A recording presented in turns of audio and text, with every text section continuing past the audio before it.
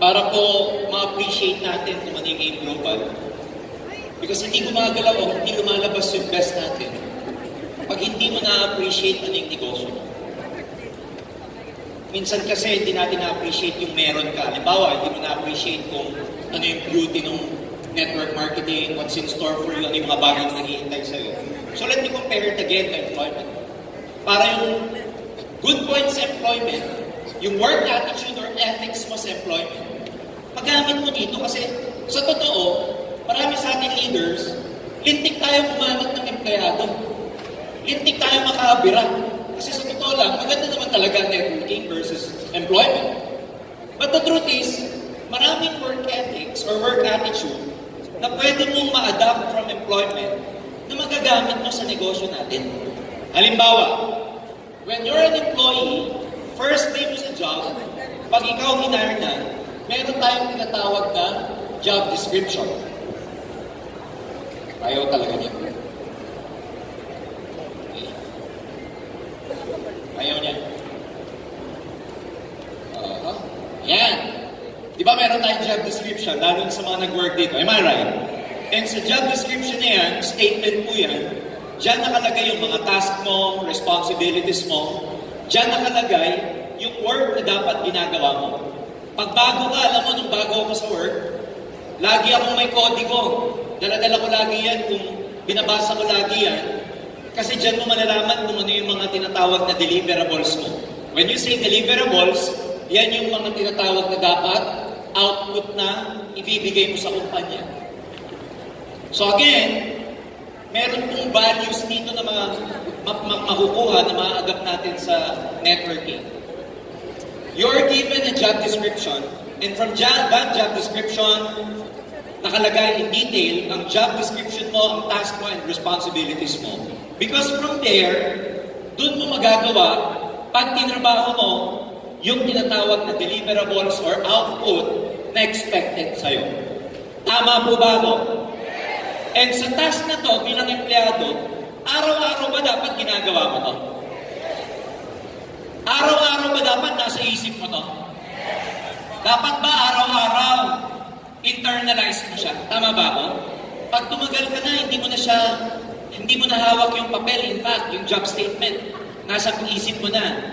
Memorize mo na siya. Again, it is expected from your job description that you will carry out your task and therefore, deliver or mabigay mo yung mga tinatawag na output. And from there, ayan, sana totoo na to, ayan, it is expected na kung saan ka man affiliated or saan ka man connected na kumpanya, magawa mo, ma-deliver mo yung result. Again, dito, ang matututunan mo dito, mechanical din yan eh. Pag sabing mechanical, darating ang panahon after 10 years, tatama ka rin, mag-burnout ka na rin, sanay ka na. But since sa mind mo, nung hindi mo pa nakikilala yung networking or wala ka pang ibang opportunity, in your mind, you are obliged to do this every single day. Tama po ba ako? Kasi you are being paid para magtrabaho to produce result. Makakapagreklamo ka ba kung pagod ka na? Hindi. Paano kung rutinary na, anong gagawin mo? Di ba yung motivate mo yung sarili mo na pumasok ka pa rin kahit tinatamad ka? Tama ba ako? Ito yung sinasabi ko na meron kang matututunan. Na kahit sawa ka na kahit tinatamad ka, kahit mechanical o routine na para sa'yo, araw-araw mo pa rin ginagawa. Let's go back to your business in April. Sa business, okay? Sa business,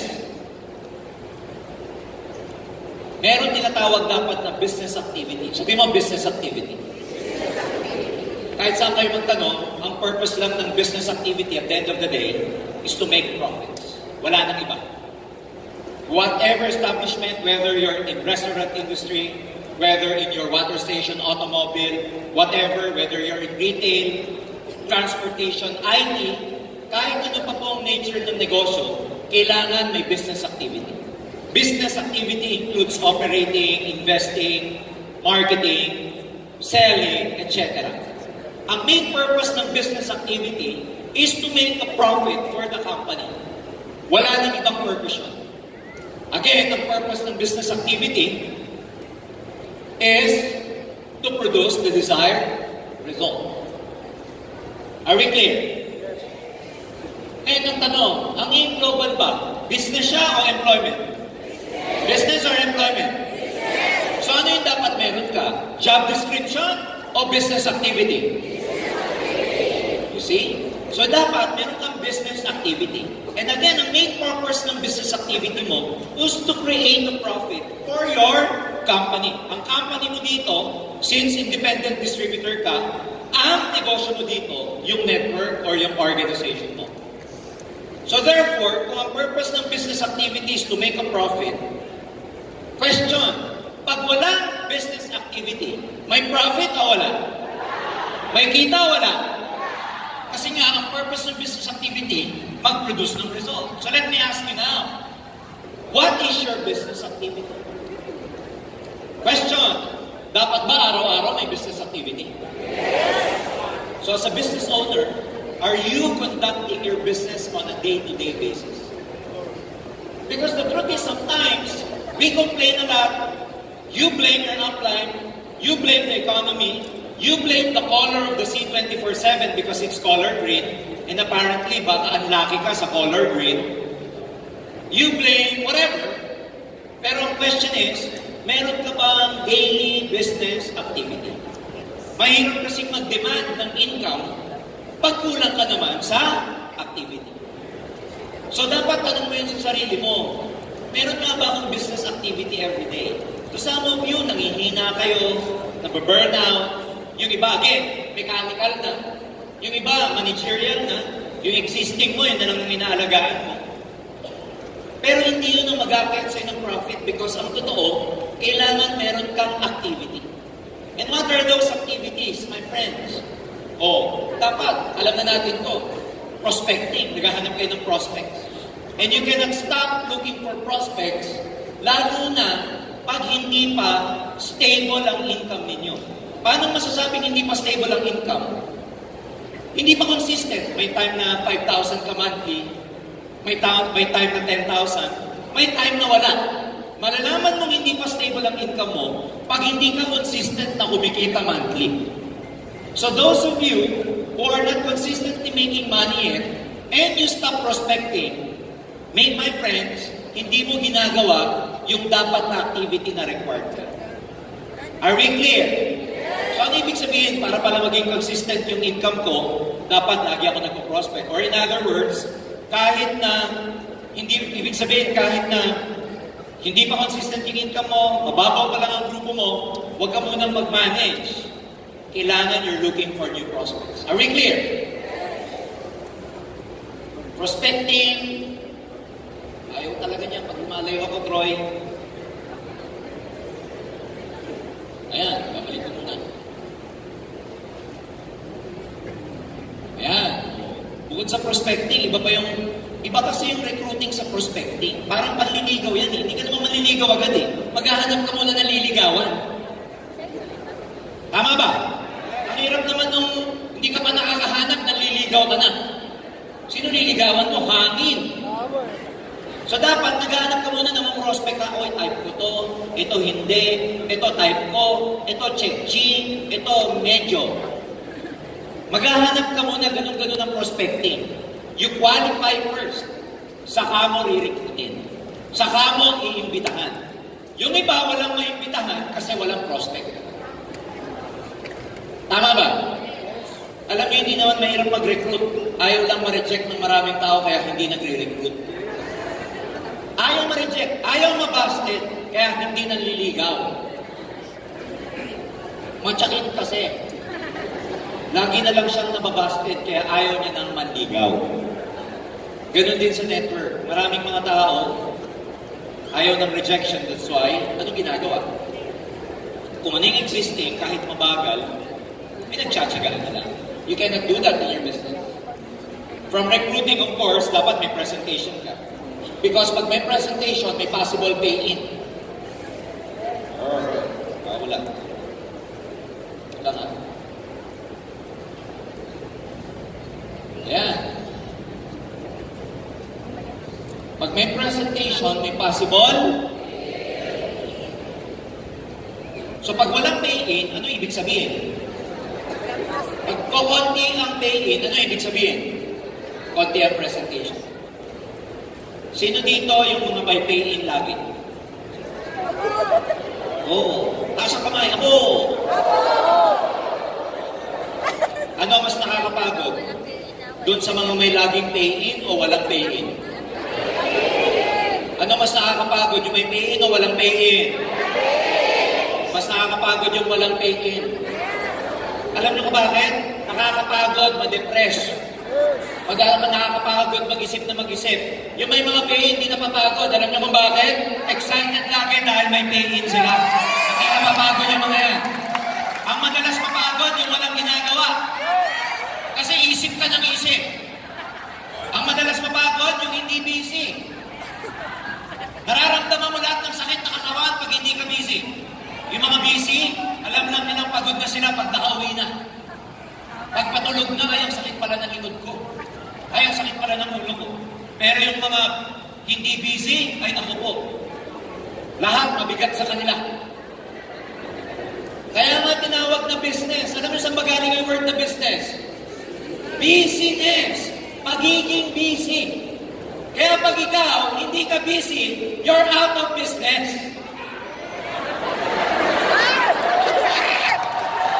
Tama talaga, tatamaan ka talaga. O hindi kayo pinatatamaan ko, yung katabi mo. Kaya nagbumalandra, sakto rin sa'yo. So pag hindi ka busy, wala kang business. My point here, ladies and gentlemen, is this. I once been a networker in my life. 14 to 15 years ako nag-network before ako maging part ng management ng AZ. And I know how it feels when you expect your business to thrive, pero kulang naman yung tinatanim mo. Ang taas ng expectation mo, pero yung workload mo sa pag-build ng network, hindi pantay dun sa expectation mo. There is where your disappointment comes from. Kaya dapat kung may expectation kang mataas, pantayan mo ng activity mo. Pantayan mo ng trabaho. Kaya ang labanan dito, pagiging busy. Busy in a productive way. That's why those of you, especially who are doing this for full time, it is expected na busy kayo. Busy kayo dyan sa kaka-prospect, sa kaka-recruit, sa kaka-present. Pag may presentation, may possible pay-in. So more presentation, more pay-in. Sino dito nagka-pay-in ng walang presentation? Sige nga. Wala. Magic ang tawag doon. Pagka meron kang pay-in, may napapalo up ka. Mahulog siya. Ayan, pag may napapay-in ka, may napapalo up ka. Kasi may nag-pay-in eh. May bago. So pag wala kayong pinapalo up, walang bago. Pagka may meeting after meeting kayo sa grupo nyo, tatanungin nyo, follow up nyo yung mga downlines nyo, ha? Ikaw nagtatanong ka sa sarili mo, sino kaya ipapalo up mo? Alam mo yung sa walang pinapalo up dito, yung personal follow up, ha? Wala kayong pay-in, kaya wala kayong pinapalo up. Kasi kadugtog ng follow up, yung may pay-in. Kaya pansinin nyo yung mga distributors na maraming pay-in, busy sa kaka-follow up yung mga yan. Ha? O, pagka may downline kang bago, nag-sign up, pinapollow up mo, meron kang goal setting, meron kang tuturuan. Kaya mauulitin ko, pag wala kang downline, mas nakakapagod. Kasi wala kang ginagawa. Pag may downline ka, ang dami mong pwedeng gawin. May pinafollow up ka, meron kang mag-goal set, may matuturuan ka kung paano gawin yung business. May mauupuan ka. Kaya totoo, ikaw din ang gagawa ng paraan para maging busy ka. Hindi si upline, hindi si downline. Ikaw ang gagawa ng paraan para maging busy po kayo. Kaya kung gusto nyo magkaroon ng mga activity, you have to create it because in life, either you create things to happen or allow things to happen. And if you want to become successful, you have to be a creator. Sabihin mo, creator. Because ikaw, tayo, at saka yung nasa taas, co-creator tayo eh. Hindi naman pwedeng siya lang lahat. We are co-creators with God. Parang ano yan eh, halimbawa sa PTA meeting, may nakita kang parent, co-parent. Pag nasa faculty ka, co-teacher. In terms of your goals, co-creator mo yung nasa taas. So that's why, you have to really work hard. You have to really push yourself. Mamaya pag-uusapan natin, bakit to some people, hindi nila ma-push yung sarili nila. Meron kang possible meeting pag may mga downlines ka. You see, pag may napapayin ka, ang daming pwedeng activity. Kasi ang dami mong pwedeng i-meeting, ang dami mong pwedeng upuan, ang dami mong pwedeng turuan. Part of your activity, dapat umattend ka ng training like this. And of course, natututo ka, tinitrain mo rin yung mga downlines mo. You have to be retailing. Mabalik talaga siya. Meron pong gumagalaw nang hindi ko ginagalaw.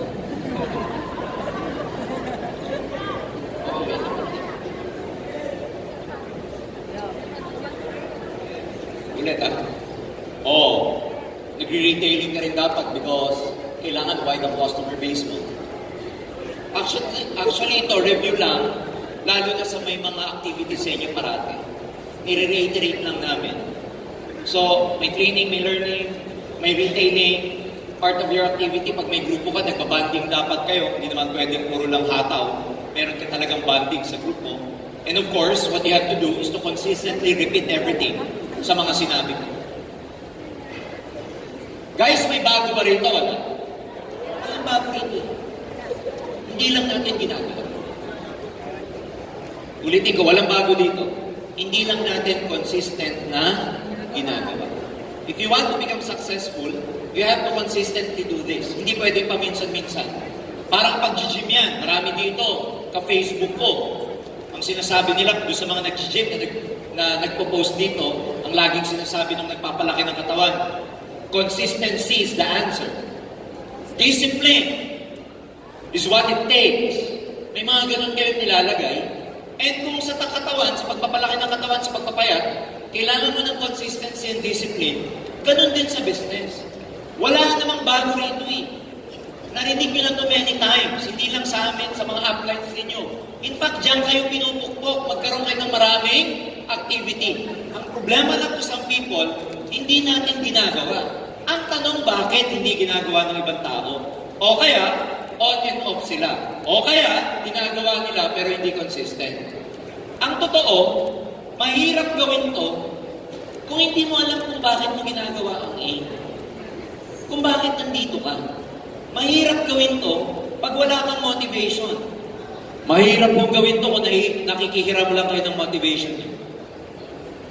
Because ang downside ng pag-attend ng training at sa pag-idolize ninyo ng mga speakers, ng mga successful na tao, sometimes you tend to copy their motivation. Sometimes you tend to copy their passion.